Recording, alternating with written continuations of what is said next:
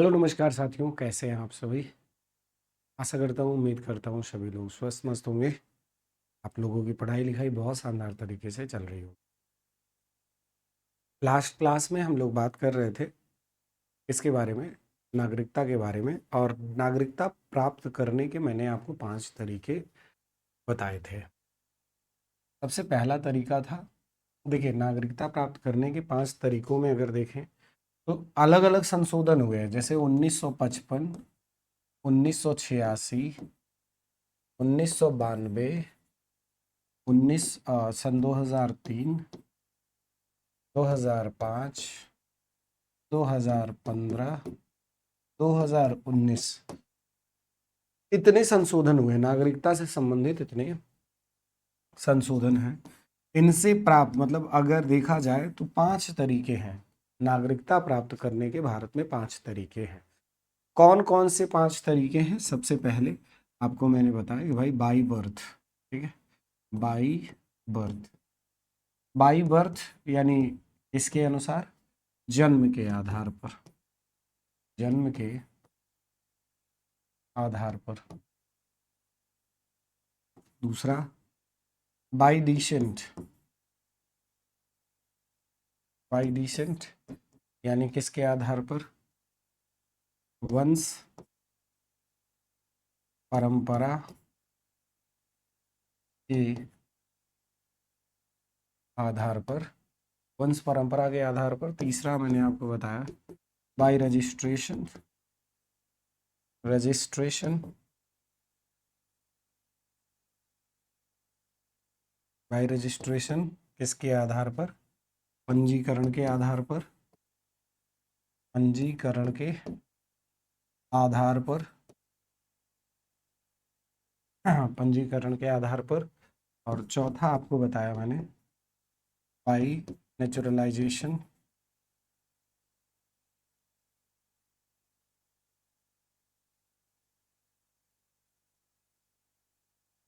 यानी देसीकरण के माध्यम से, देसीकरण के द्वारा। और चौथे के बाद पांचवा था acquired territory, acquired territory,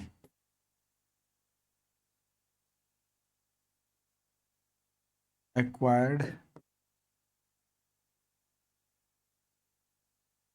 territory, ठीक है। मतलब जिस क्षेत्र को कब्जा कर लिया गया हो, यानी हम कह सकते हैं कि जो एक्वायर्ड टेरिटरी है, ध्यान दीजिएगा, एक्वायर्ड टेरिटरी के माध्यम से, यानी कह सकते हैं अर्जित भूभाग के विलय से नागरिकता प्राप्त करना, ठीक है। नागरिकता प्राप्त करना तो आपको समझ में आ गया। नागरिकता प्राप्त करना समझ में आ गया। साथ ही साथ अगर आप देखें, अगर आप देखें नागरिकता प्राप्त करने से संबंधित बातें तो समझ में आ गई। दूसरी बात है कि नागरिकता समाप्त कैसे किया जा सकता है। नागरिकता अगर मिल सकता है तो नागरिकता समाप्त भी हो सकती है। प्यारे साथियों, आपको बताएं भारत में नागरिकता जाने के 3 तरीके हैं, प्राप्त करने के 5 तरीके। तो आप कह सकते हैं क्या, नागरिकता के निलंबन के तरीके। देखिए भारत में, भारत में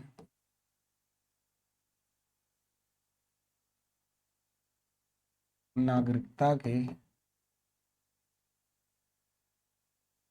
निलंबन के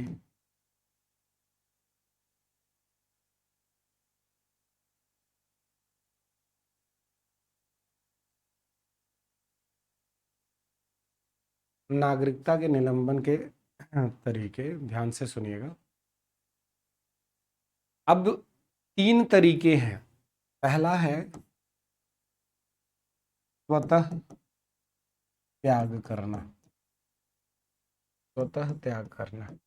नागरिकता को त्याग करने के तरीकों में आप देखेंगे स्वतः त्याग करना, यानी स्वतः ही त्याग देना, स्वतः ही त्याग देना। स्वतः ही त्याग देना। दूसरा था, पहला है स्वतः ही त्याग देना, दूसरा है टर्मिनेशन यानी बर्खास्तगी। बर्खास्तगी यानी स्वतः ही त्याग देना का मतलब होता है रिनंसिएशन। रिनंसिएशन, ठीक है, रिनंसिएशन इसे क्या बोलते हैं, टर्मिनेशन। ठीक है, टर्मिनेशन। पहला हो गया स्वतः त्याग करना, दूसरा हो गया बर्खास्तगी, तीसरा होता है डेप्रीवेशन यानी वंचित किया जाना, डेप्रीवेशन के माध्यम से।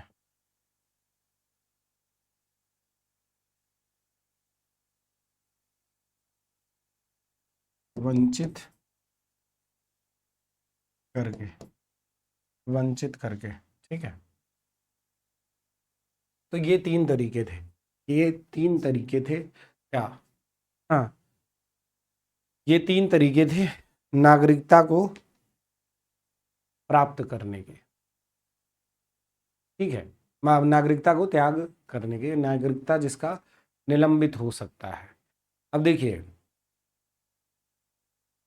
ये जो नागरिकता त्यागने की स्थिति है ये कब बनती है, देखिए ये सारी स्थिति कब बनती है, यानी कौन सी परिस्थिति में ऐसा किया जाता है, यानी परिस्थितियां, किसी के परिस्थितियां आप समझें तो परिस्थितियां आप बता देंगे कि भैया नागरिकता त्याग करने की जो परिस्थितियां हैं वह अलग अलग हैं। सबसे पहले आपने सुना होगा इंसेन और इंसॉल्वेंट यानी दिमागी रूप से दिवाला या दिवालिया, ठीक है, दिमागी रूप से दिवाला या दिवालिया, दिमागी रूप से दिवाला या दिवालिया, ध्यान से देखिएगा, मतलब जो इंसॉल्वेंट हो गया हो जिसे हम दिवालिया कहते हैं, ठीक है। दूसरा है गैर कानूनी रूप से नागरिकता का यहाँ पर क्या किया जाता है, निलंबन, ठीक है, यानी कानूनी नागरिकता का निलंबन, या फिर ये कह सकते हैं कि संविधान का निरादर किया हो, ठीक है, यहाँ पर आप कह सकते हैं कि उसने संविधान का निरादर,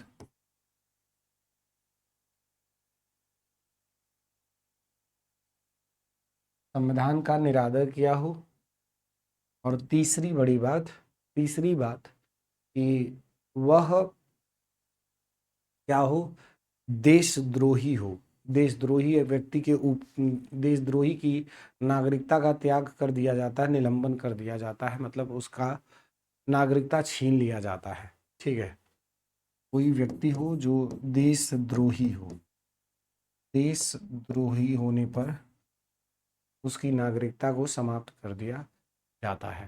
5 वर्ष के भीतर उसे 2 वर्ष का कारावास हो जाए, ऐसी स्थिति में भी नागरिकता जा सकती है। 5 वर्ष के अंदर 2 बार कारावास, 5 वर्ष के अंदर 2 बार अगर कारावास हो जाए, ठीक है, 2 वर्ष का,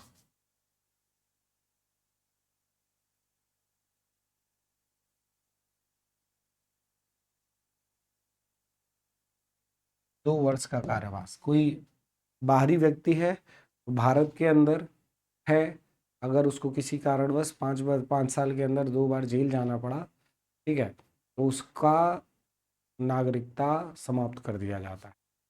और इसी में 7 वर्ष तक भारत के बाहर जाने की स्थिति में, 7 वर्ष तक भारत से बाहर जाने की स्थिति में 7 वर्ष तक लगातार बाहर अगर कोई है तो उसकी भी नागरिकता यहाँ से जा सकती है। 7 वर्ष तक लगातार अगर वो देश के बाहर है तो उसकी भी नागरिकता जा सकती है। तो नागरिकता जाने की स्थिति जो है वो अलग अलग है, ठीक है। नागरिकता जाने की जो स्थिति है वो अलग अलग है, आप सभी ध्यान दीजिएगा। इसके बाद हम बात करने चल रहे हैं पार्ट 3,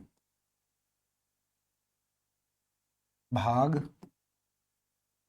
3। भाग 3 की बात जब करते हैं तो ऐसे सुनिए, भाग 3 में हमने मौलिक अधिकार के बारे में बात किया है। इसके बारे में मौलिक अधिकार मोस्ट इंपॉर्टेंट पार्ट है। मौलिक अधिकार जो है यानी फंडामेंटल राइट्स,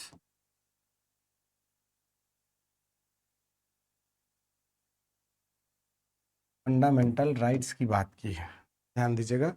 फंडामेंटल राइट्स की जब बात करते हैं तो सबसे पहले तो ये प्रश्न बन जाता है कि इसको हमने कहाँ से लिया है।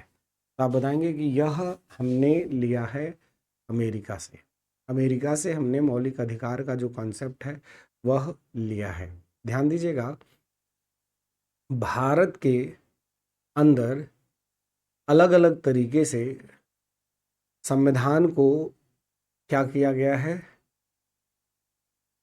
संशोधित किया गया है। मौलिक अधिकारों से संबंधित तथ्यों को जोड़ने, तथ्यों को बनाने से रिलेटेड हमारे संविधान में कई कार्य हुए हैं।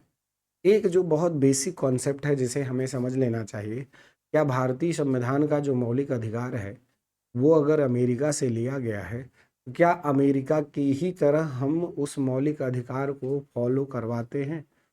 क्या अमेरिका की ही तरह हम अपने देश में मौलिक अधिकार को फॉलो करवाते हैं, यानी उसका फॉलो अप लेते हैं?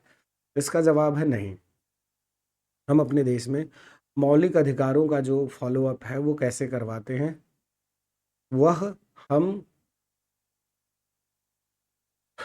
ध्यान से सुनिएगा, वह हम करवाते हैं कैसे। मौलिक अधिकार हमारे देश में अलग हो सकता है, अमेरिका में दूसरा हो सकता है।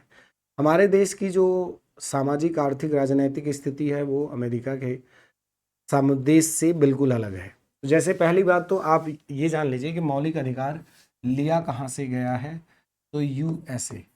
हाँ, हम यूएसए को देख करके अपने देश में मौलिक अधिकारों को मतलब क्या किए हैं, ऐड किए हैं, ठीक है।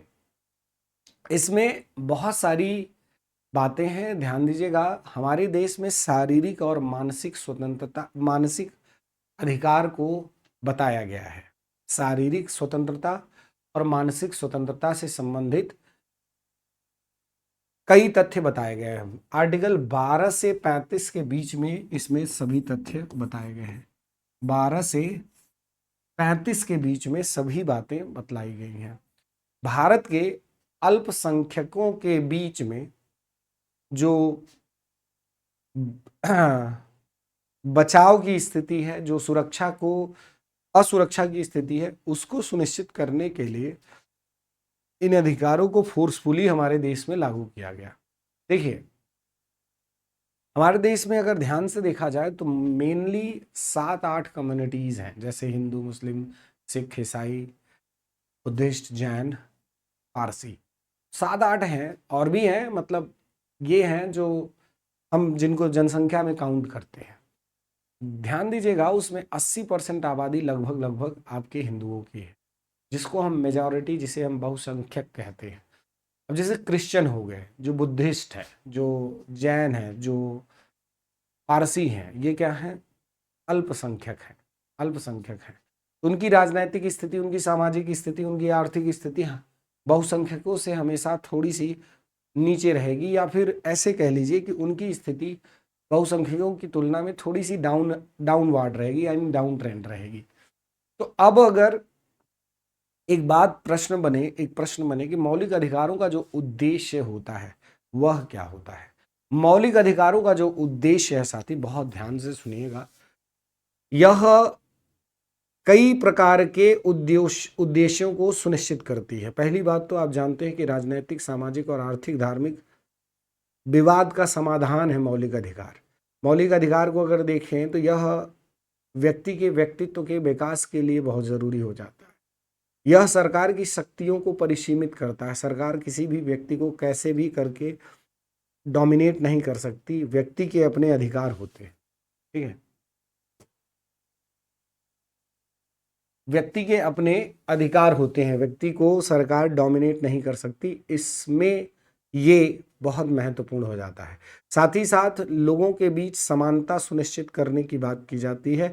उसके बाद विचार अभिव्यक्ति करने की जो रीति रिवाजों की बात है, उसको मानने की स्वतंत्रता, उसको सुनिश्चित करने की स्वतंत्रता, ये सारी बातों को मौलिक अधिकार बतलाता है। भारत के अंदर अगर देखा जाए तो विधि के तहत सरकार का गठन किया गया, वह किस लिए कि भाई विधि के अनुसार रहे। उसका कारण है भाई कहीं ना कहीं मौलिक अधिकार, लोगों के मौलिक अधिकार, ठीक है। मौलिक अधिकारों के विकास की बात करें तो हमारे देश के अंदर कई सारे कॉन्सेप्ट हैं जो मौलिक अधिकारों से रिलेटेड हैं। सबसे पहली बार अगर मौलिक अधिकारों की मांग की बात की जाती है तो जो सबसे पहली बार जो फर्स्ट डिमांड है हमारे देश में, वो 1215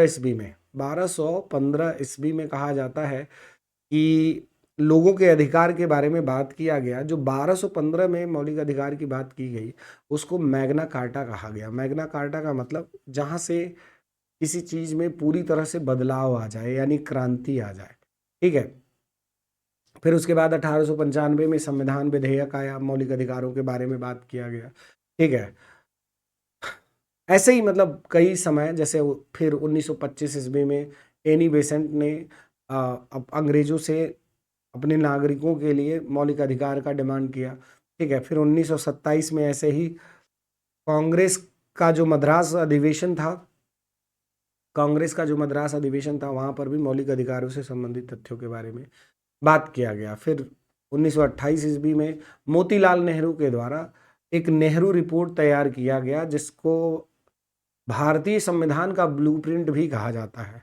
भारतीय संविधान का ब्लूप्रिंट भी कहा जाता है। फिर 1931 की बात करें, 1931 में कांग्रेस का कराची अधिवेशन जो होता है, जिसकी अध्यक्षता कौन कर रहे हैं? सरदार वल्लभ भाई पटेल। इस समय भी मौलिक अधिकारों से संबंधित बातचीत होती है। फिर और जब आगे बढ़ते हैं 1931 में ही गांधी जी द्वारा क्या किया गया, जो सेकेंड राउंड कॉन्फ्रेंस था किसका, जो गोलमेज सम्मेलन था जो लंदन में हुआ, जिसमें गांधी जी भाग लिए थे, तो वहां पर भी अपने लोगों के अधिकारों के बारे में बातचीत की गई। 1934 ईस्वी में फिर ऐसे ही आगे संयुक्त संविधान समिति की बात की गई। संयुक्त संविधान समिति के बारे में पूछा जाता है कब डिस्कस किया गया, 1934 ईस्वी में। सन 1935 ईस्वी में भारत शासन अधिनियम, यानी भारत शासन अधिनियम जारी किया गया। भारत शासन अधिनियम जब जारी किया गया तो इसमें मौलिक अधिकारों को नहीं लागू किया गया, यानी नहीं लाया गया। मौलिक अधिकारों को 1935 भारत शासन अधिनियम में नहीं डाला गया था।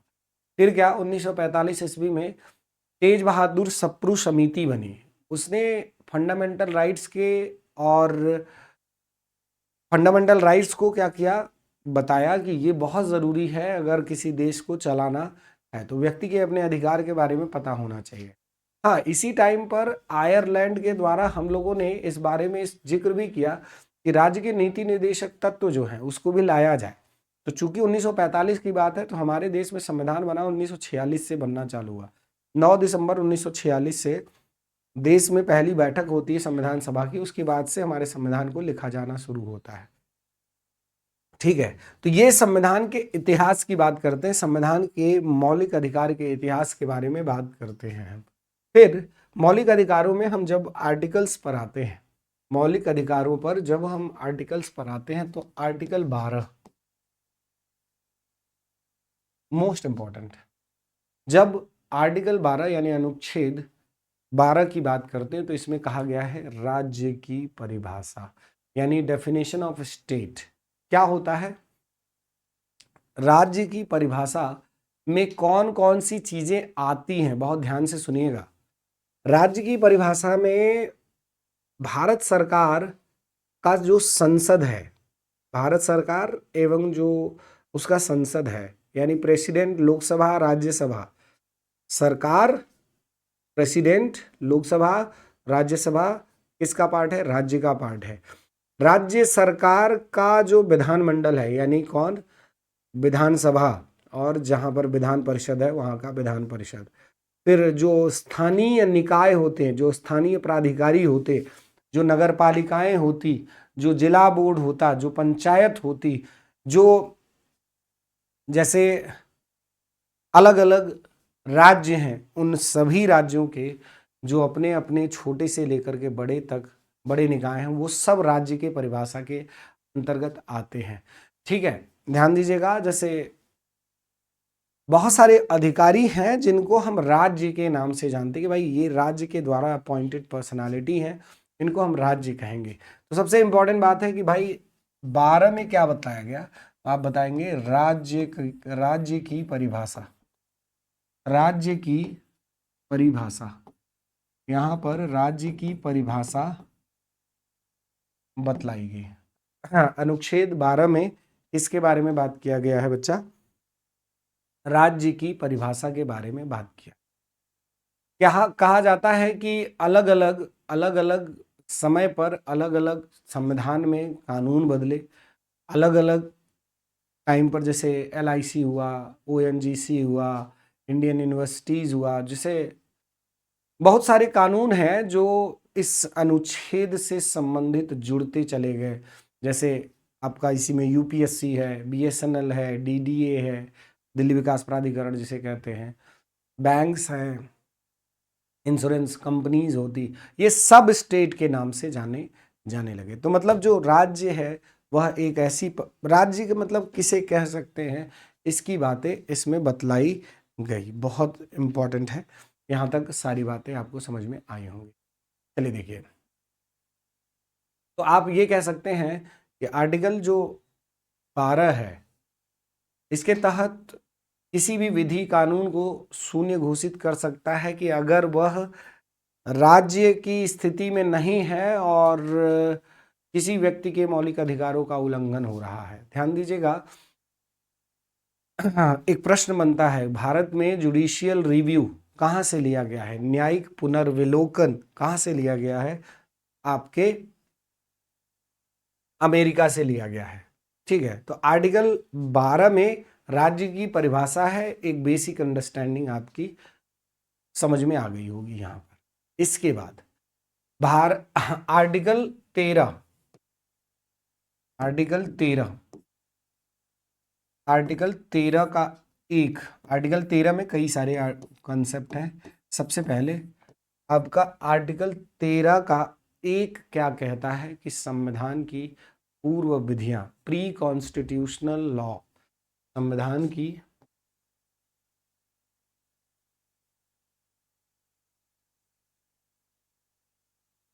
पूर्व विधियां, संविधान की पूर्व विधियां, इसका मतलब क्या है?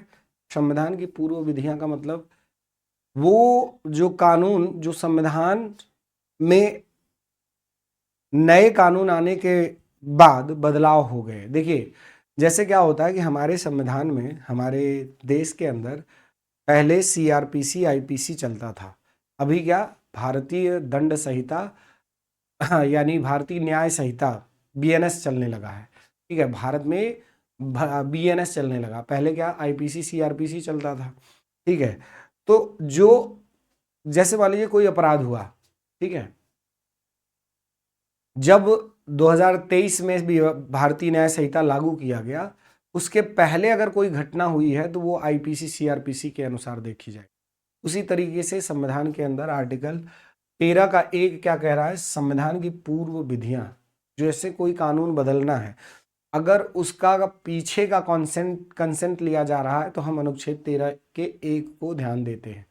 ठीक है, यहीं पर 13 के 2 में क्या किया गया है, 13 के 2 में कौन सी बातें बताई गई हैं? संविधानेतर विधि, पोस्ट कॉन्स्टिट्यूशनल लॉ। ठीक है,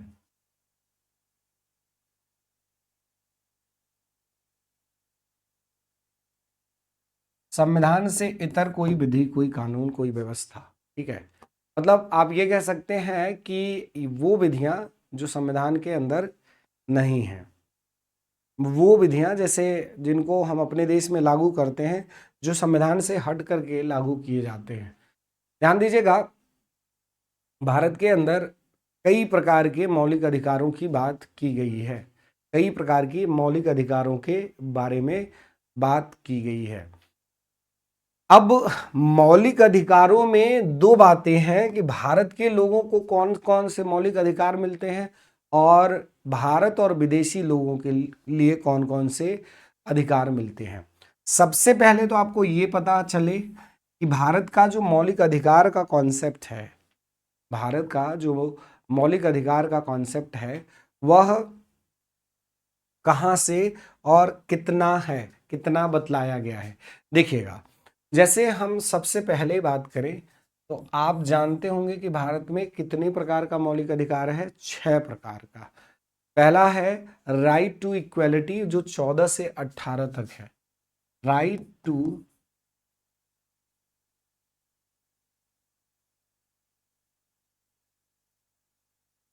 आर्टिकल 14 से 18 के बीच, आर्टिकल 14 से 18 के बीच में है। राइट टू इक्वलिटी यानी समानता का अधिकार, राइट टू इक्वलिटी समानता का अधिकार। राइट टू फ्रीडम 19 से 22 के बीच में है।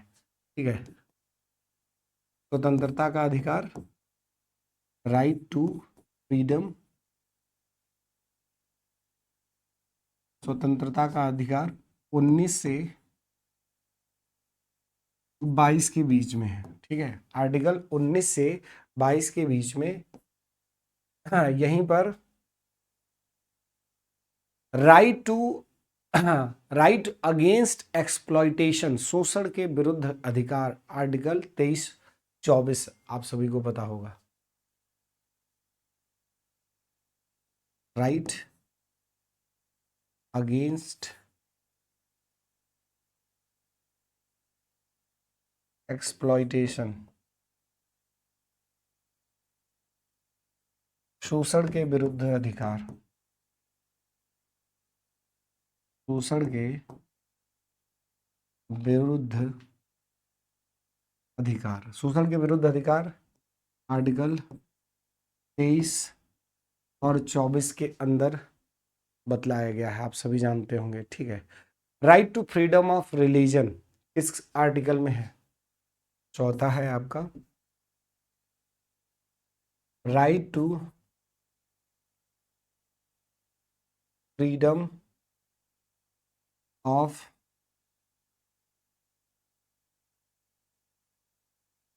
रिलीजन,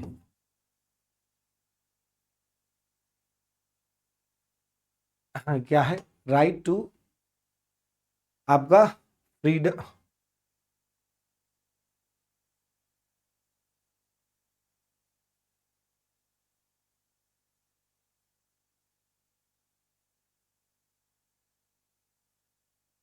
रिलीजन,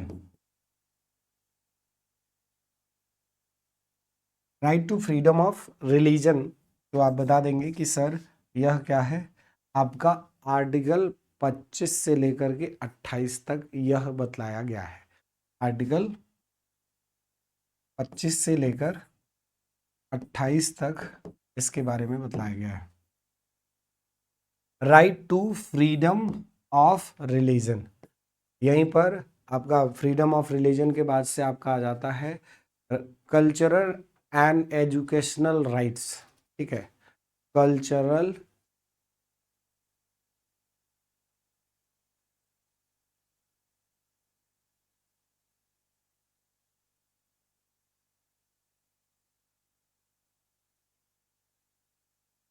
एजुकेशनल,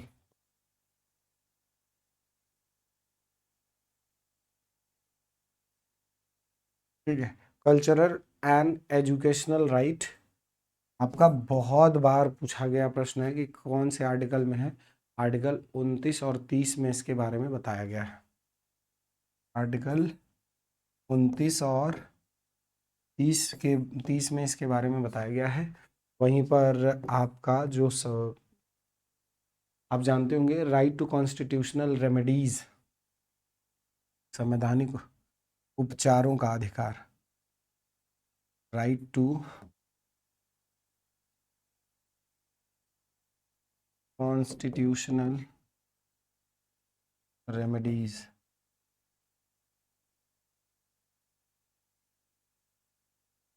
संवैधानिक उपचारों का अधिकार, आर्टिकल 32 मोस्ट इंपॉर्टेंट। आर्टिकल 32 के लिए आप सीधे सुप्रीम कोर्ट और हाई कोर्ट जा सकते हैं, ठीक है। अब इसमें से कुछ तथ्य जो ध्यान देने वाली बात है कि भारत को कौन कौन से मौलिक अधिकार मिले हैं, भारत के केवल भारतीयों के लिए कौन कौन से मौलिक अधिकार हैं, और भारत और विदेशियों के लिए कौन कौन से मौलिक अधिकार हैं। इन दोनों बातों को समझिएगा।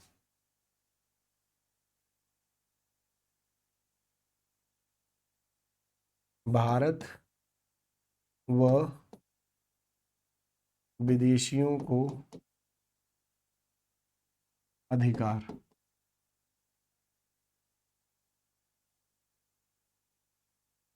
भारत और विदेशियों को अधिकार, सबसे पहला है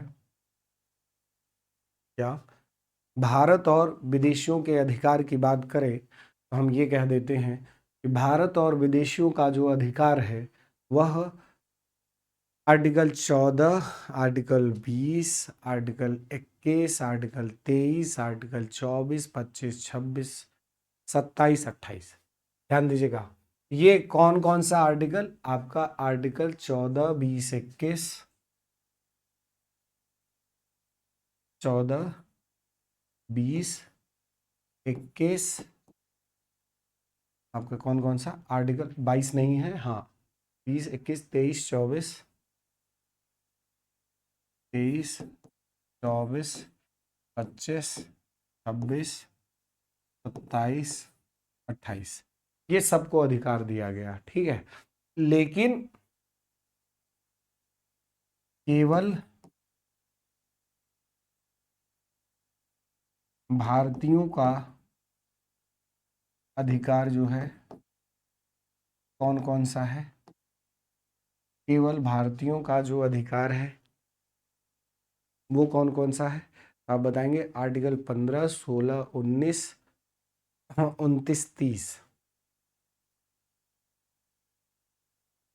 15, 16, 19, 29, 30, ठीक है। 15, 16, 19, 29, 30, ठीक है। अब देखिए, इसी में एक प्रश्न बनता है कि किसको सकारात्मक अधिकार यानी पॉजिटिव राइट्स बोला जाता है। जैसे आर्टिकल 25 हो गया, आर्टिकल 29 के अंदर आर्टिकल 29 का 2 हो गया, आर्टिकल 30 के अंदर 30 का 1 हो गया, इसे पॉजिटिव राइट्स बोला जाता है, ठीक है। तो एक एक करके हम सभी अधिकार के बारे में बात करने चल रहे हैं, बहुत ध्यान से सुनिएगा, ठीक है। इसके बाद देखिएगा, हम बात करें जो हमारा राइट टू इक्वालिटी है, ध्यान से सुनिएगा, राइट टू इक्वालिटी पर बात करें हम, यानी समानता के अधिकार के बारे में बात करें। Right to equality, right to equality की बात करते हैं तो हम कहते हैं कि समानता के अधिकार की बात करें,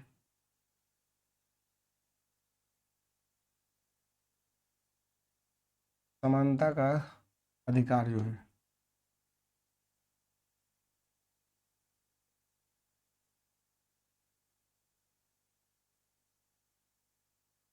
समानता का अधिकार जो है वह क्या है, गौर कीजिएगा। तो समानता का जो अधिकार है इसमें कई सारे तथ्य हैं, जैसे हमने कहा कि 14 से 18, ठीक है। अब इसमें कुछ नागरिकों को भी अधिकार है और कुछ विदेशियों को भी अधिकार है, ठीक है बच्चा। कुछ नागरिकों को भी अधिकार है और कुछ विदेशियों को भी अधिकार है, किससे संबंधित, समानता के अधिकार से संबंधित। एक एक करके सभी साथी समझिए। देखिए, आर्टिकल 14 कहता है कि विधि के समक्ष समानता, किसकी, विधि के समक्ष समानता, विधि के समक्ष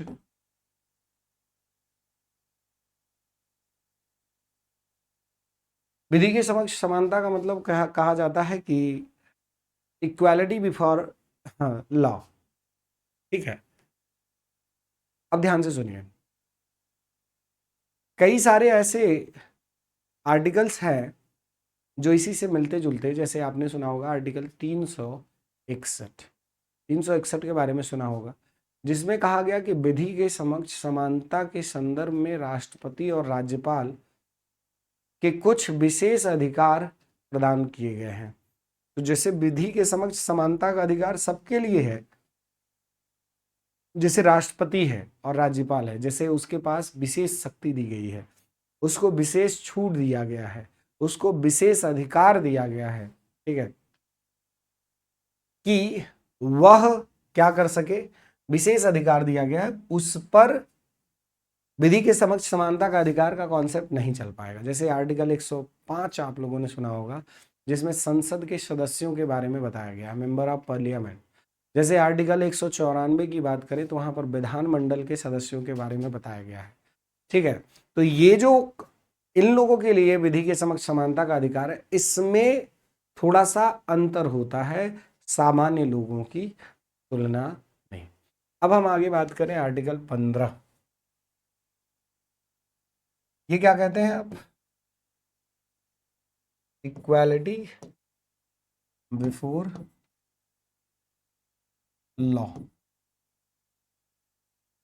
इक्वालिटी बिफोर लॉ। अब देखिए, आर्टिकल 15 बहुत अच्छा एक्सप्लेनेशन दे रहा कि भाई आर्टिकल 15 में कई कंडीशंस हैं। आप आर्टिकल 15 को अलग से देखिए। देखिए,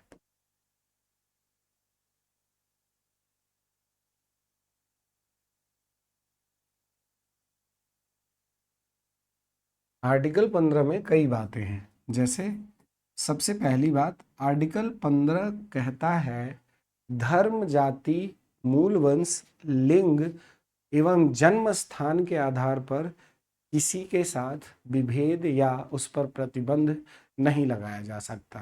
किस किस के अनुसार? धर्म, जाति, क्या बेटा हमने कहा कि धर्म, जाति, मूल वंश, लिंग,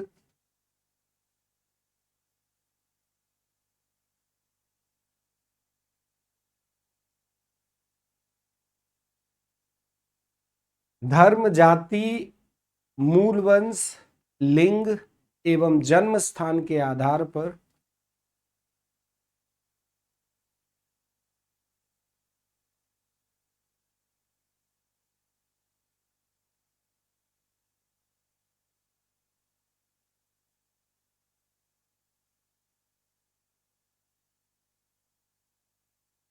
किसी के साथ क्या नहीं किया जा सकता? विभेद नहीं किया जा सकता, यानी विभेद या उस पर प्रतिबंध नहीं लगाया जा सकता।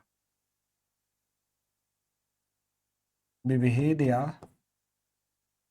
प्रतिबंध नहीं लगाया जा सकता।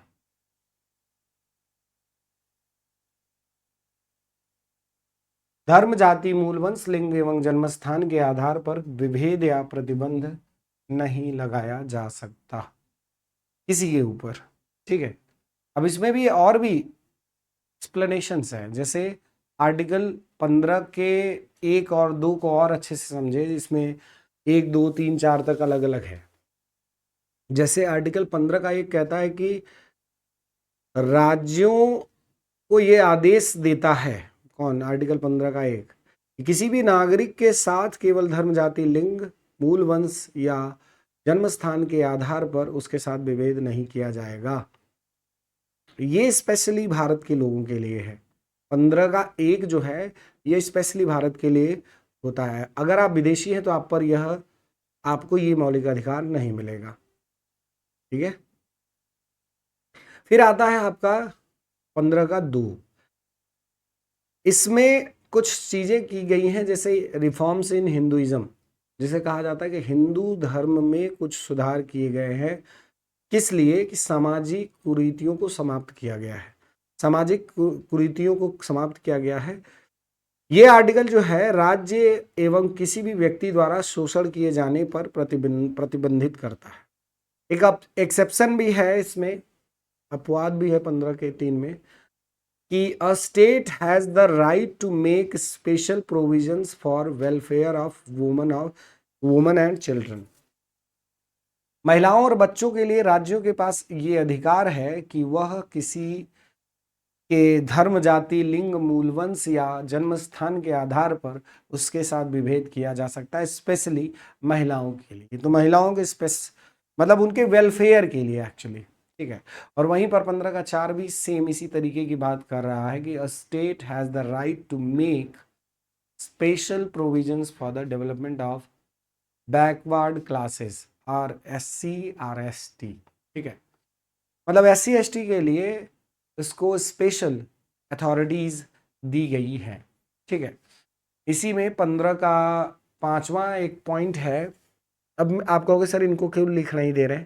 देखो बच्चा, अगर आप सुन के नहीं याद कर पा रहे तो लिख के भी याद नहीं कर पाओगे। तो कुछ बातें जो इसके अंदर संशोधित की गई। हाँ, 15 का 6 इंपॉर्टेंट, और 15 का 5 कि 93वां संविधान संशोधन के माध्यम से 2005 में जो टोटल परसेंटेज था 50%, किसके लिए? प्राइवेट इंस्टीट्यूट्स में 50% था, बैकवर्ड क्लासेस को 27% था। तो वह जो है उसको बदल करके, मतलब जो 27% था उसको 50% किया गया है, ठीक है। ध्यान से सुनिएगा। तो ये भी कुछ टर्म्स हैं, इसमें पूछा जाता है प्रश्न। अब इसमें जो मेन बात थी वो हमने आपको बताई। अब इसके बाद आर्टिकल 16, अनुच्छेद 16, अनुच्छेद 16 क्या कहता है? अनुच्छेद 16 कह रहा है बेटा कि भैया इक्वालिटी इन पब्लिक अपॉइंटमेंट्स, लोक नियोजन में सरकार की समानता होनी चाहिए, ठीक है। लोक नियोजन में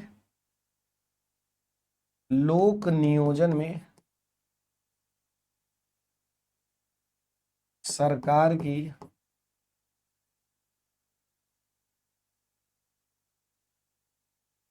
समानता होनी चाहिए। लोक नियोजन में सरकार की, हाँ, सरकार को अवसर की समानता देनी होगी।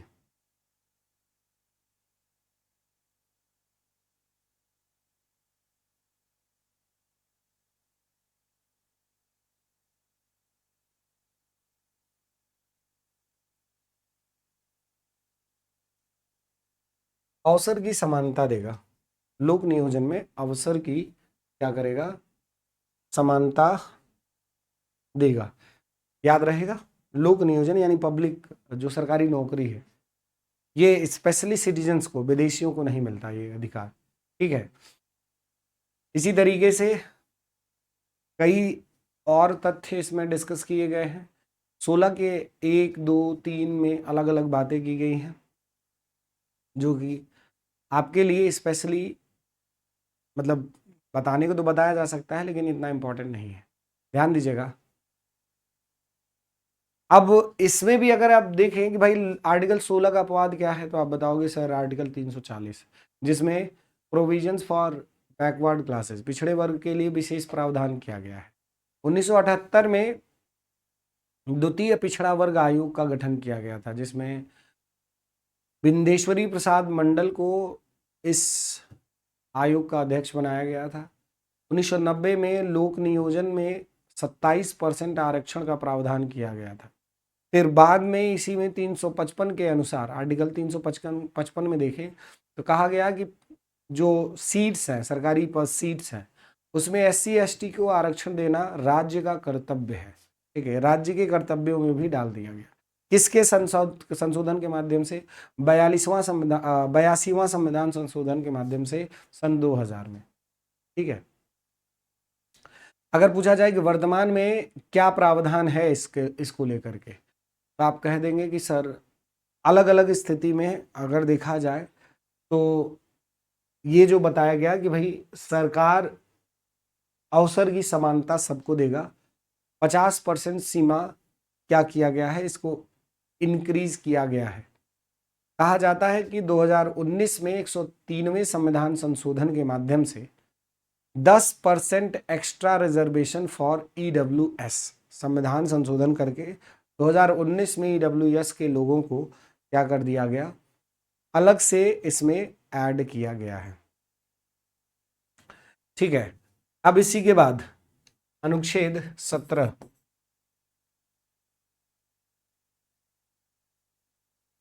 अस्पृश्यता का अंत। अस्पृश्यता का अंत। अस्पृश्यता का अंत का मतलब क्या होता है साथी? आप बताएंगे कि अस्पृश्यता के अंत का मतलब होता है कि भाई एवोल्यूशन ऑफ अनटचेबिलिटी, यहाँ पर छुआछूत का जो कॉन्सेप्ट है उसको बंद कर देना चाहिए। जैसे 1955 में सिविल अधिकार संरक्षण अधिनियम आया था, ठीक है, सिविल अधिकार संरक्षण अधिनियम, इसके माध्यम से किसी भी व्यक्ति को मंदिर, मस्जिद, पूजा स्थल पूजा करने को रोका नहीं जा सकता। किसी व्यक्ति को दुकान, भोजनालय, मनोरंजन केंद्र पर जाने से रोकना, तालाब एवं सड़क के इस्तेमाल से रोकना नहीं किया जा सकता। किसी लोक संस्थान में प्रवेश से रोकना, यानी जैसे कॉलेज हो गया, जो हॉस्पिटल्स हो गए, इन पर रोकना वो भी नहीं किया जा सकता। ठीक है, इसके बाद किसी लोक संस्थान में प्रवेश से रोकना, ये सबसे प्रोहिबिटेड था, ये ज्यादातर देखने को मिलता था। प्रत्यक्ष व अप्रत्यक्ष रूप से अस्पृश्यता को बढ़ावा देना क्या है, अनुच्छेद 17 का उल्लंघन है। अनुसूचित जाति या जनजाति के व्यक्ति का अपमान करना, जाति सूचक शब्दों से नाम से बुलाना, ये भी क्या है, एक प्रकार का अस्पृश्यता का सिद्धांत, अस्पृश्यता को उल्लंघित करता है, उल्लंघन करता है। फिर अनुच्छेद 18, अनुच्छेद 18 क्या करता है? अनुच्छेद 18 करता है उपाधियों का अंत। एवोल्यूशन ऑफ व्हाट, जो टाइटल्स हैं उनको अंत करता है, उपाधियों का अंत। उपाधियों का, जैसे लोग लिखवा देते हैं ना, विधायक, नेता, वकील, अलग अलग नाम लिखवा देते हैं ना, तो ये कहीं ना कहीं गैर कानूनी होता है। ठीक है, इस पर भी चर्चा किया जाएगा। चलिए देखिए, तो ये हो गया आपका समानता का अधिकार, जिसमें जो हम लोगों ने समानता के अधिकार में 14 से 18 तक के सभी तथ्यों को एक एक करके समझा। समानता के अधिकार को एक एक करके समझा। उम्मीद है कि यहाँ तक किसी प्रकार का कोई डाउट नहीं होगा, किसी भी प्रकार का कोई डाउट नहीं होगा। चलिए इसके आगे अगले क्लास में बात करेंगे। धन्यवाद।